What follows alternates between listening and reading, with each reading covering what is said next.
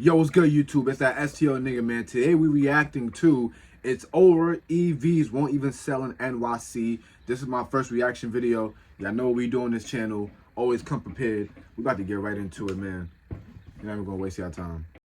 Fisker shares closing the day sharply lower. The EV maker reporting weak results yesterday and saying it will cut 15% of its workforce. So another EV company bites the dust, but it's not just startups like Fisker. The whole industry is struggling, companies shutting down, and nowhere is that more of a problem than New York City.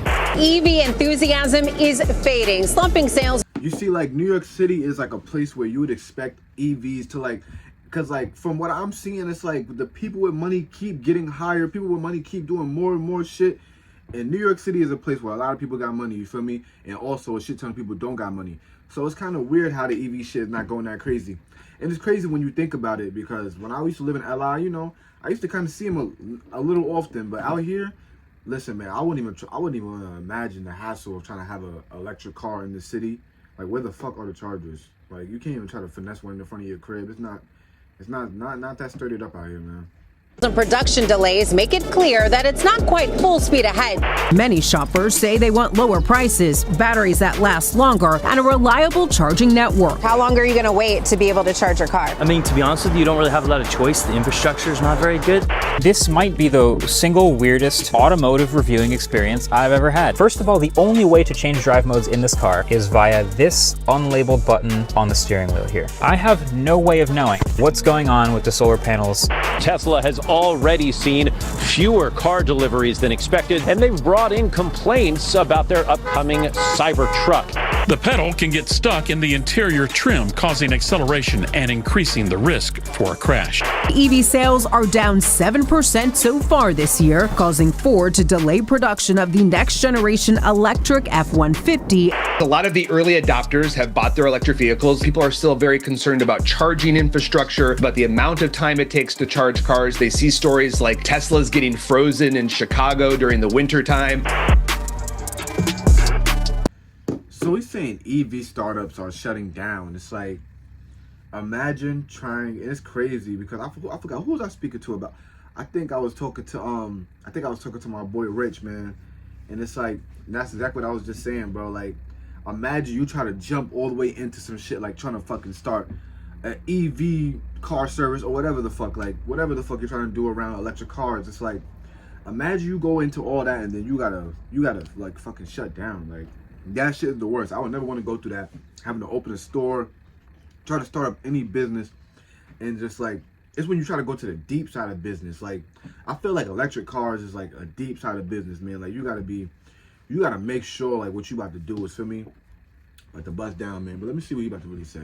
So things are so bad in EV world that the Wall Street Journal is advising companies to move to China. But what nobody's talking about is that even if America's EVs were cheaper to make like their Chinese counterparts, they still wouldn't be compatible with American life, American weather, or the American power grid. And even Americans in progressive cities like New York would continue avoiding them. And that's exactly what's happening, in spite of the fact that by law, EVs will eventually be the only car you can get in New York State. Even though nationally, EV sales have peaked at around 8%, the goal in New York is that within the next 2 years, 35% of all cars sold are electric vehicles. Now, with laws like that, you'd think EV companies, startups especially, would just be rocking, but they're not. And the real reason sales are tanking, companies shutting down, is because nobody wants to admit the more you force an incompatible product on society, the more people will find out how bad it is and do everything in their power to avoid getting stuck with one. Which essentially means the more places like New York push EVs, the more reality pushes back, closing these companies permanently.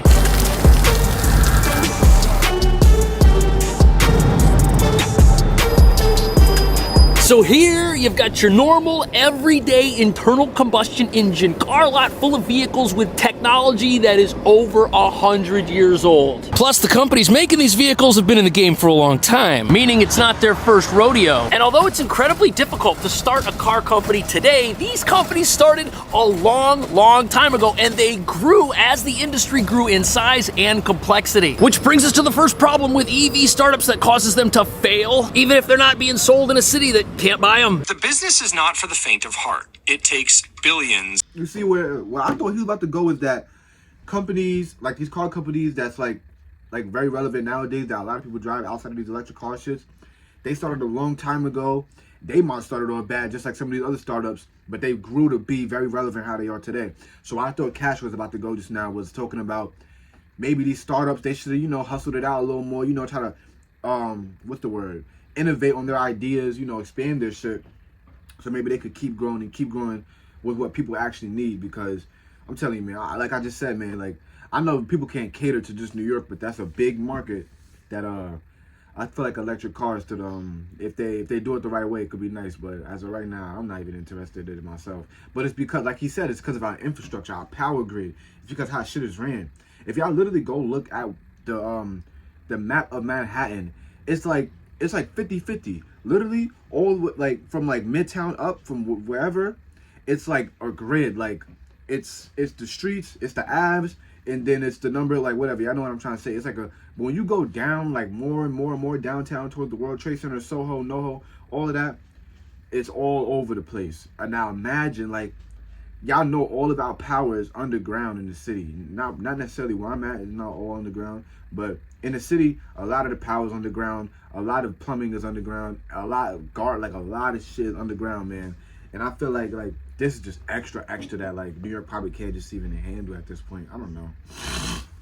Billions. To start, budget about 500 million to $1 billion to build a plant and tool it. Then about 200 million and $500 million on top of that in supplier tooling, and another 250 to 500 million in product development. Honestly, if you're gonna start a business that costs that much money up front, you better be selling the iPhone 18 when the only iPhone on the market is the iPhone 15. And all the costs associated. That's exactly what I was saying.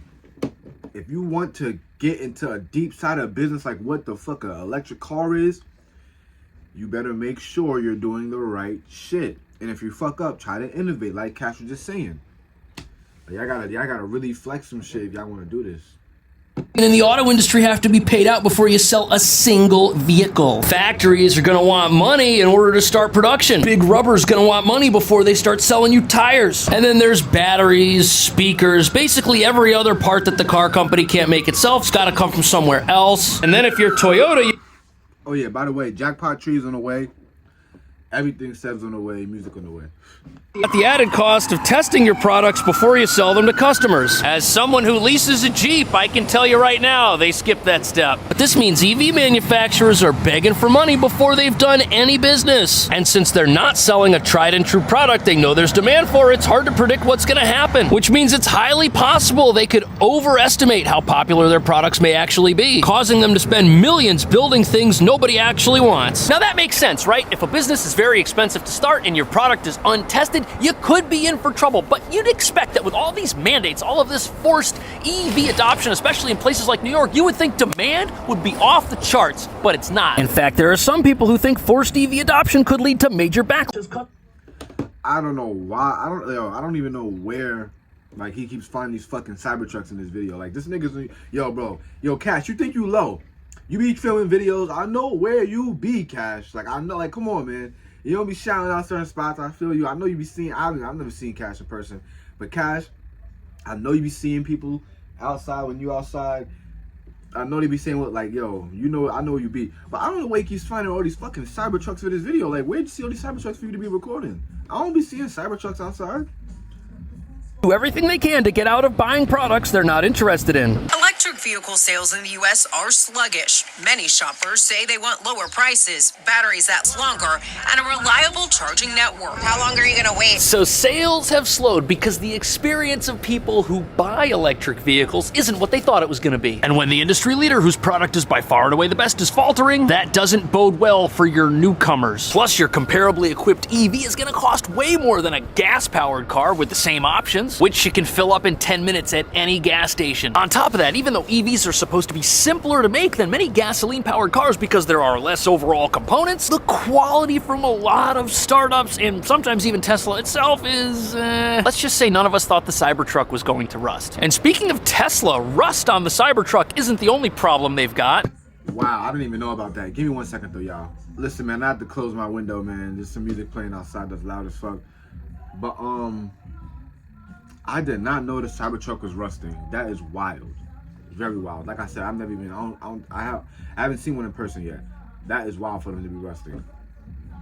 Apparently, they made a vehicle where the accelerator can dislodge from the vehicle. Hopefully, it doesn't affect any of their other models. But the fact that a $100,000 plus luxury vehicle has that kind of problem is absolutely crazy, especially when Toyota went through the whole acceleration problem decades ago and ended up paying dearly for it. And what all of this means is that if your top quality cars come from Japan and your mediocre cars come from America, yo, he's just in front of Tesla shitting on them. I'm dead.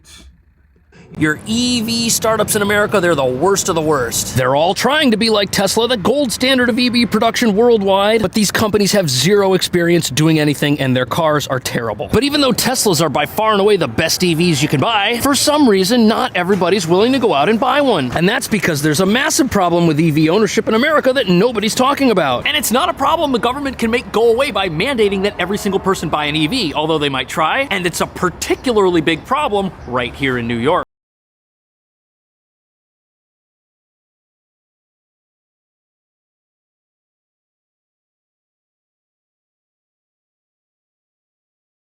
These are some beautiful, expensive New York City apartments. Like, he on 9th Ave. I'm not gonna lie. Like, when I'm in the city, I don't know what he's on 9th and what, but I don't even be on that side. When 9th, I stopped. Like, yo, I was walking the other day. I seen 8th Ave. I was like, why y'all got me walking this way, bro? Like, bro, I stopped at like maybe 8th, 7th. But there's a problem. And that's because even though this is a palatial palace in the middle of one of the most expensive cities in America, EV sales here are still struggling. And that's weird because incomes in New York City are much higher than the national average, which means people here have more money to buy things like electric vehicles if they want them. And just like what I was saying in the beginning of the video, this is a good market for anyone trying. Like, this is a money city, man. There's money to make. It's money here. since New Yorkers are so rich, they've got more money to buy a home. And homeowners are 6 times more likely than renters to buy an electric vehicle. But as it turns out, housing here is so expensive that even though New Yorkers make a lot of money, a lot of us rent our apartments. We don't own them because we can't afford to. And that's the first problem with EV adoption here. Because lower rates of home ownership translate into lower rates of EV ownership. And even though one doesn't necessarily determine the other, one speculation is that since electric vehicles cost more than their gas-powered counterparts, someone who's wealthy enough to own a home may be wealthy enough to have the money lying around for something like this if they really want one. But that's not the only correlation. You know what's crazy? And that's really what I was thinking about. I couldn't put it together in my head on why it's not popular out here. But that's exactly what it is. It's like a lot of people have apartments and you can't, like me, I have exactly why I said I don't want to do that. I have multiple people in my house. I don't live in an apartment building, but I live in like a house, but it's rented out. So like, just imagine a whole bunch of other people in the city that live like that. Nobody got time for that. Nobody got time to be having chargers outside their crib. Nobody got time to be having the wire hanging out their window and charging their car outside either. Like nobody fucking lighting their shit on. Nobody got time for that out here. That's exactly what it is. I couldn't put it together in my mind, but I kind of like, feel me? As it turns out, renters can't do the one thing homeowners can do when they get home and try to plug in their EV. And you're looking at that problem right here. If that is your car and that is your apartment, there's no way to connect the two of them with an electrical cord. Which means whoever owns this, if they didn't have out-of-state plates, would have a dead battery in a day or so. And even if you own your own place, like this awesome looking building right here on the corner, it's got an issue. I don't see a driveway. In fact, none of these apartment buildings have driveways, which means that owning an electric vehicle in New York is not going to be like owning a cell phone in New York. You can't just show up at home, plug it in, and be ready to go at 100% the next morning. Now, your best chance of getting an EV-friendly apartment is to rent in a luxury building, which comes with its own parking garage. But there's a problem with that too, because it's up to the people who manage that building to put chargers in the garage. And if there aren't chargers in the garage, you might still end up parking your EV on the street. And that's because in many cases, the condo board or the landlord, if the landlord owns the entire thing, they might not want to install expensive infrastructure like that because then they've got to maintain it, and that could be you paying thousands of dollars a month in rent to park your car on the street. Or like this white one over here too. Geez, a lot of Teslas on the street. Oh wait, they all have out-of-state plates. That explains it. Which means they all got the energy to get here by plugging in somewhere else and then driving here, and then that's where they're gonna go back and plug back in again. But wait, there's actually another problem that has... Believe it or not, a lot of people get like that from like New Jersey, get here to the city from New Jersey and shit the same way on like those motorbikes, the little scooters or motorbikes. You know, they make their little moves, and then like they take the train to where they gotta go, and they just, for me, like, yo, people get far with the scooters and the motorbikes, man. I'm gonna have to, for me. Look into that. Nothing to do with the cost of the actual car that might stop you from wanting to get one here. And that problem is insurance. New York City car insurance is some of the highest in the country, even for non-electric vehicles. Believe it or not, the cost of insuring an EV is higher than that of a gasoline vehicle no matter where you live. Which means not only can New Yorkers not plug in their electric vehicles when they get home, the cost to insure one here is prohibitively expensive when combined with the cost of your rent. And this is because in some cases, 50% of the EV's value is the battery. And the problem is lithium-ion batteries that power these things are extremely delicate, and that's bad news for a vehicle that's going to get into accidents. And even minor accidents could cause a brand new EV to get totaled by an insurance company who's afraid to fix it for safety reasons. And that makes owning an EV kind of the opposite of owning this 4Runner right here. That thing could take a few more hits and keep on going, but if your car might explode after an accident, that's a big problem. To understand this, think about how insurance... That's a game I do not want to play. I'm telling you. That type of shit is a game I do not want to play. I'm a ready electrician, so I'll always be around shit that could just go wrong. You feel me? I don't got time for my car now. Insurance companies work. When they see that your car's damaged, they come out and they do an assessment. And when a front fender's damaged, they can easily assess the damage to the rest of the vehicle. But not so with your electric vehicle. If there's damage to that battery, there's actually no way to assess the damage to it. You've either got to replace the whole thing or total out the whole car. Now, of course, electric vehicles are made with this in mind. They're not designed to be totaled after a minor accident, but things happen. And since we're dealing with batteries that could explode, sometimes there's no way to avoid the inevitable. And unless the battery technology used to make your EVs changes in the near future, which it likely won't, insurance rates are going to continue to be sky high. And if all that doesn't sound bad enough, there's actually another thing hindering mass EV adoption here, and it's also not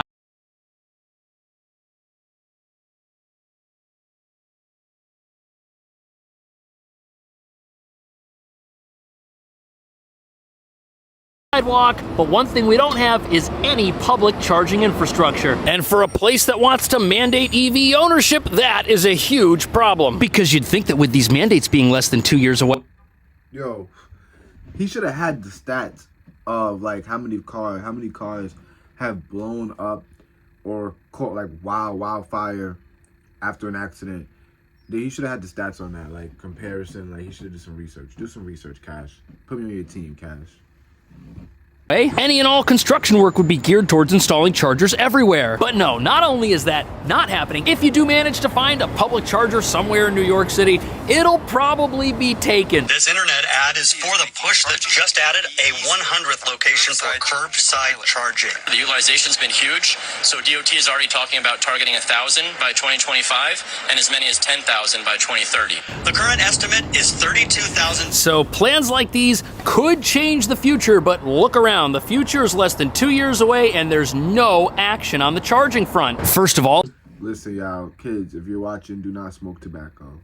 First of all, installing these on a crowded, cluttered New York City sidewalk might not even be possible, and that's because there is barely enough room for people to even walk down these sidewalks. Can you imagine digging them all up and installing charging systems all over the place? There's just not even space for it. Plus, even if installing chargers everywhere was possible, there are serious questions about whether or not the country's electric grid is even up to the task of supplying electric power to millions of cars all plugged in at once. We might have to build reactors. I don't see that happening anytime soon either. And the other problem is that batteries in electric vehicles are sporadic. Depending on the temperature, that dictates how much they can charge, how fast they can charge, and whether or not they can even charge at all. Which is why they are Now the thing with let me put y'all on some game, right? Now, in order to be able to get electricity to that many fucking cars at once, obviously not. You cannot use. That's the whole point. Like alternate current, that's gonna be too high. That's too much. That's too much off the rip. But now I'm thinking about direct current. Now direct current is already in these electric vehicles because they have the battery. The battery is supplying electricity to the car so that it's electric vehicle. So that's direct. That's direct current. Now, for the chargers, in order to get direct current, it can't be alternate current because that's too much. That's too much.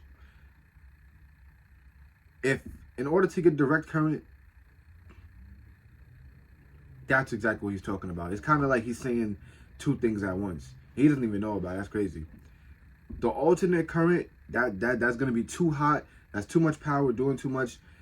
I mean, unless, like, that's going to be a lot of work. That's a lot of money. That's a shit ton of money that I don't think America or any company wants to spend. That's going to take a shit ton of money. But now the direct current, we cannot get direct. There's not enough power or anything. I don't know. Like, it's not enough. It's also going to fuck up because that means that power has to come directly from the source to that charger for every charger. Power has to come directly from that power source to the charger for every charger. That's direct current. Alternate current would be somehow there, you know, direct current is obviously this is just going straight. Alternate current is it's like this. For me, shout out to all of my electricians. But for me, it can't happen really. Honestly, it can't. More popular in warmer climates that don't have winters with freezing temperatures. There's no way you're going to have a bunch of EVs parked outside in freezing temps all charging. It's just not going to work. Not to mention that even if all of these vehicles could charge during the wintertime, since their range is a lot lower, they would have to charge more often, consuming even more power. And that's why critics are saying the reason the state wants to force EV mandates on all of us is because the local government here has mandated EV usage for itself and gotten a very different result. You see, I didn't even know about this. You see, there's a fucking ad playing. I might just talk about this is going on. But this is really wild to me, honestly.